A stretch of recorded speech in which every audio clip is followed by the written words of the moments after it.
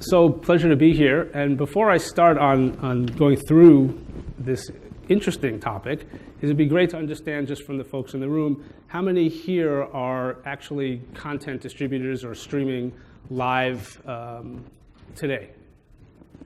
Oh, great. Excellent. Good. So some of the things that we find with live streaming are, customers complaining. Right, and I'm sure that you have all experienced this, and maybe you've pulled your hair out the same way that she has. But customers complain, and one of the key things that you as live streamers don't know is why. You don't know why they're experiencing bad video. You don't know when they're experiencing bad video, and the difficulty is where is that problem happening?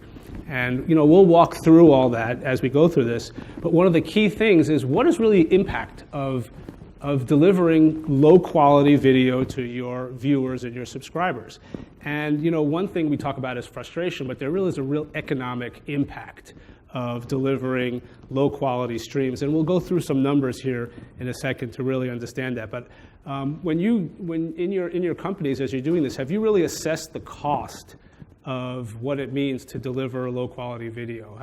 Have you assessed the cost to your subscribers and to your reputation of what it means when subscribers are unhappy and they complain, either directly to you through a phone call, which has a specific cost, or worse off, what some of the folks have been seeing today is this complaining in public on Twitter, which is a much bigger reputational hit. So some of the things that are really interesting that, and these numbers are all from various industry sources, but some of the things that have been noted through all the analytics that are going on today is, users are very, very picky. We don't spend a lot of time waiting for video to load, and if it loads and it's not of the quality we expect for the particular device and the particular location we're standing in, users will abandon that very quickly. And these numbers are pretty big numbers. So if you look at the abandonment rate, a third of users will abandon the video within a few seconds of it starting, or if it doesn't start, they're out and gone.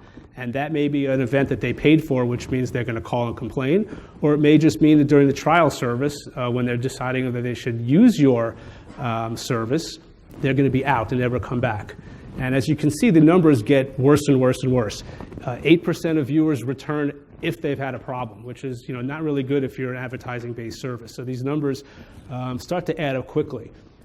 As the problems mount, we don't take very long to lose half of the user base. So 5 seconds, which isn't a very long time to load a video, the users are gone and they don't come back. Now, one of the things that's really important to look at is the churn rate for OTT services. It's much easier to churn out of OTT services than it is out of traditional cable because of there's no setup. You put your credit card in, you don't want it, you cancel it. On average, what's being seen in the industry is about 20% churn rate, 19% from this latest number. Some services are much lower, some services are much higher. It really depends. But there's two reasons that subscribers or viewers churn out of a service. One is the content is not what they're looking to see. It's not interesting to them. Okay, that's nothing that technology can necessarily solve. But the really important number is 1/3 of the users churn out just because the service isn't good. And that is something you can control. You're paying a lot of money for your delivery network. You're paying a lot of money for your distribution network. And that is something that should be in your control. And if we look at the economic impact of what that means. So if you have a 200,000 subscriber service and they're paying $10 a month for that service, and you look at the churn rate of the numbers we just looked at, and you look at 1/3 of the customers churning out just because the service is delivering poor quality or not meeting their expectations, and you assume a certain number of them call periodically to complain, and that's a well-known number of customer service calls and the cost to handle a customer service call. At those numbers, the economic loss is quite large, almost $6 million. And that's for a $10 a month service. If you're looking at some of the new MVPDs that is charging $40, $50, $60, $70 a month, you take that up by 7 times, you're looking at a huge number of dollars that can be lost if your service quality isn't good. And there's no reason it shouldn't be good. You control everything but the last mile. You pay for the CDNs, multiple CDNs. They should be providing you a level of service.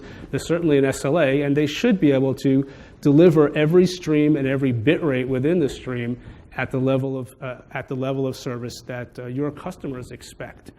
So, what if you could actually figure out where these problems could be? What if you actually knew about the problems before the subscribers actually attached to the stream? It's kind of as if you were monitoring your hot water pipes. You don't want to know there's no hot water when you go to take a shower.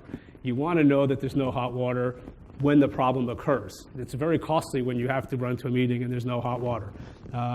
So these are all the kinds of things that probably you all think about every day, but you don't have really the tools to identify where those problems are. Having analytics in the player is really important. It gives you a lot of information when users are actually viewing the stream, but when they're not viewing the stream, you want to make sure your delivery network is consistent and coherent, and every single bit rate that should be delivered is available to those viewers. So if we looked at those numbers that we looked at before, and we said that there's a certain percentage of users churn out just because the level of quality is not high enough for their needs, what if we could reduce that by not a huge number, a reasonable number, but knock that down? Because of course there's lots of problems in a network, last mile problems, in the home problems, other things. But if you could control and monitor the part of the network that you control, and you can reduce the impact of problems there by just a small number, it could have a significant economic benefit. And we'll look at that at the end, and we'll see. So, Touchstream, what does Touchstream do? As we've been talking here, Touchstream is a cloud-based monitoring service. And really the idea is to continuously monitor streams 24/7. If they're a live stream that's a linear feed, you can monitor them 24/7. If it's a live event, you can set up schedules to monitor those live events, like sporting events, when they start and stop. And continually monitor the streams, looking to see if every manifest and every variant in that manifest on each and every one of the CDNs that you distribute your content through is consistent and coherent. And it's basically monitoring for performance and stream availability. And what the tool does is it provides you very, very detailed graphical analytics on a dashboard, so you can easily understand and pinpoint where the problems are occurring. And we'll look at that in a few minutes. For each and every stream format, of each and every bit rate on each and every CDN. And we'll see how that goes. So from a network perspective, what does Touchstream look like? Essentially, there are what we call synthetic robots, or cloud pollers, that are started on POPs all out throughout the world. And those pollers are configured to go on a 1-minute basis, go through the list of streams that you've configured, and try to attach to that stream manifest, see if it can read the stream manifest, and then walk through the manifest, trying to retrieve the last fragment for each and every bit rate. If it can, that's good. And not only if it can, but then it measures the time to deliver that particular fragment to that particular synthetic polar on every POP that you've configured throughout the world. So for instance, if there's a 10-second fragment for a particular bit rate, Touchstream will monitor and tell you that it took maybe 2 seconds to retrieve that bit rate, which is great, which means you're not going to get any buffering. But if it starts getting up there above 7.5 seconds, 8 seconds, or over 10 seconds, over 10 seconds, certainly going to get buffering, which means you're going to downshift to a lower bit rate.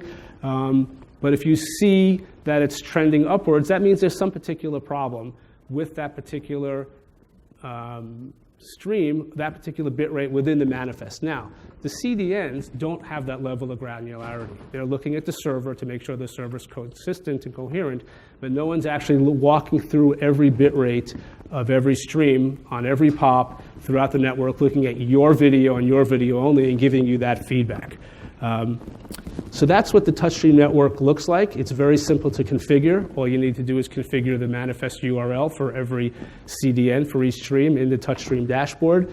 The cloud pollers are cranked up. They're running on a 24/7 basis and reporting all that information back to the Touchstream cloud, where there's analytics and monitoring and analysis, as well as alarmings and alerts that can be sent either to the dashboard directly or through APIs to your internal dashboards. And as well, those alarms can be sent to your CDN partners so they can know about the problems with your streams at the same time you find out about them. So this is the current map of where we have POPs, and every day it grows, and we move that around. So there's monitoring points throughout the world where these cloud pollers are started, and then they're going through the lists of all the manifests of all the streams that you configure to do that 1-minute polling and reporting back from all over the world. So depending on where your audience is, you can configure Touchstream to identify where problems might be on any of the networks throughout the world. In terms of the monitoring, you see the dashboard here. The dashboards start to get very granular, and they can give you minute-by-minute information on a stream. So if you're looking on the right-hand side, you'll see there's little square boxes. Some of them are green, some of them are red. Those are 1-minute-by-1-minute analysis of each stream and the component parts of each stream. So you can get a dashboard organized by the streams performing worst to best. And then when you dig into a particular stream, you'll actually see for every bit rate the performance of that bit rate over time in that particular CDN, and you'll have very granular information. Further, you can jump in to see very detailed information, so the entire HTML call stack, as if it's the HTML player, because in fact it is an HTML player. That HTML call stack is reported back, both the request, the response, and the actual what the fragment looks like. So you know what server was hit at what cache, on what CDN, and what the response code was. So that information is about as detailed as you can get to provide to the CDN for debugging. Additionally, because we work with all the major CDNs, we automatically add the CDN debug pragmas to each and every call. So therefore, the CDN has the max amount of information that they need so they can do the debugging as well. So this kind of information is part of the alarm and alert dashboard. You can have them set with thresholds so you don't get, if there's a transient error, you don't get an alarm. But you can go back into the history and go through a very detailed debugging to see exactly what that request response stack looked like. And with this kind of information, this should be as quick as possible to identify the root cause of the problem. So again, more dashboards, and really the idea is to be able to do postmortems, but in real time is to be able to quickly identify the root cause, at least down to the server level in the particular CDN at the particular POP, and through that, typically the problems have been addressed pretty quickly, or at least you can do some rerouting. As we said, the alerts can be set up, and they can be set up not only for your ops staff, but they can be set up so that each CDN can see exactly what your ops staff sees, except they see a filtered view only for that CDN. So they have access to these dashboards in the same way your ops team does, but they only see the URLs that are configured on their CDN, so they can become an extension of your operations staff and in real time start the debugging process as quickly as possible. So you get the maximum amount of information in real time without waiting for customers to tell you that there are problems. And the idea is really to get ahead of customer issues. So just a couple of success stories and case studies. You know, Touchstream has been used, of course, sports is very volatile and very important. And if there's any problems at all, people get up in arms. So many major sports have been using Touchstream to monitor the streams. And in one case, there was a particular problem for a big championship game that they turned on the streams, the monitoring before the event started, and they identified a significant issue that would have taken out a large number of viewers. And if you go back and do the math, at a $10 event, 20,000 users, and if many of them decided to ask for a refund, that would cost a lot of money. So it was a much better solution is to have this 24/7 monitoring. The same way with some major pay TV operators that are delivering literally thousands of simultaneous streams because of the multiple formats across the multiple CDNs. They're constantly and being very vigilant in monitoring every one of their streams, and their service is a very high quality level, and they don't get a lot of churn because of quality. Churn because of content or cost is one thing, but that you can control the quality. This is just another list of some of the events that we were monitoring over the last year and so, and very important events, and as well some of the major U.S. sports leagues are being monitored by Touchstream on a weekly basis during the sports season. In terms of customers, this is a short customer list of some of the major broadcasters and distributors that are using Touchstream to monitor literally thousands of streams simultaneously and saving millions of dollars per year because they're getting ahead of all their clients.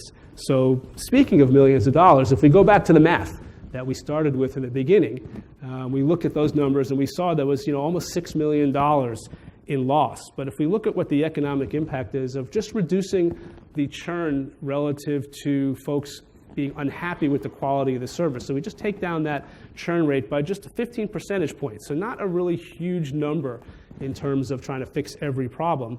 The economic impact is pretty significant. So the cost that you save by just removing a significant amount of churn due to quality issues is almost $3 million. So the rest of it then gets pushed onto the quality of the content and the user experience, and that's something else that can be controlled in another place. But here, just from delivering poor quality, you can save many millions of dollars. So that's really the story behind why monitoring is important.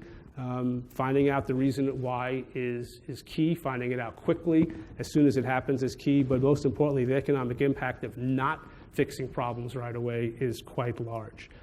So thank you, and I'm happy to take any questions. Sure. Hold on just a second. I'm going to race over there with the microphone so we get you on video. I'm sorry, who had the question? All right. Hold on. And here we go. Take it away. So is this almost $3 million, is it, the savings from avoiding loss of revenues? Or I think additionally, in order to acquire new customers, so there's a cost avoidance. So yes, it's definitely a cost savings measure because customers will leave and they won't come back. So the cost of losing a customer means you're losing that revenue for those customers for the remainder of the year or for that event. And then you have to go and acquire the new customers, which has a specific cost, whatever the customer acquisition cost is. So you're actually spending twice. Right, so this number here, we're just looking at what's the cost of the loss.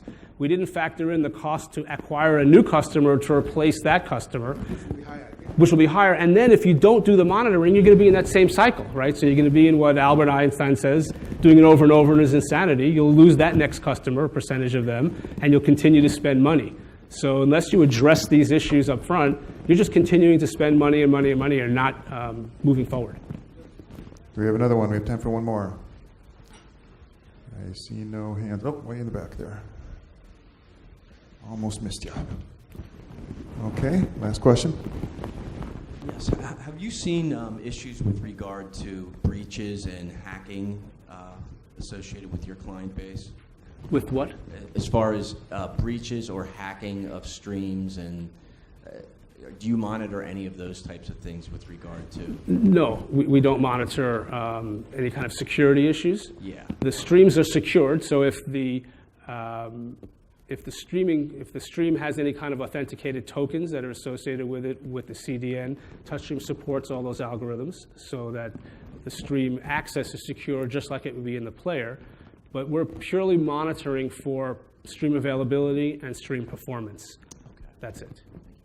A round of applause, please, for Mitch. Great job.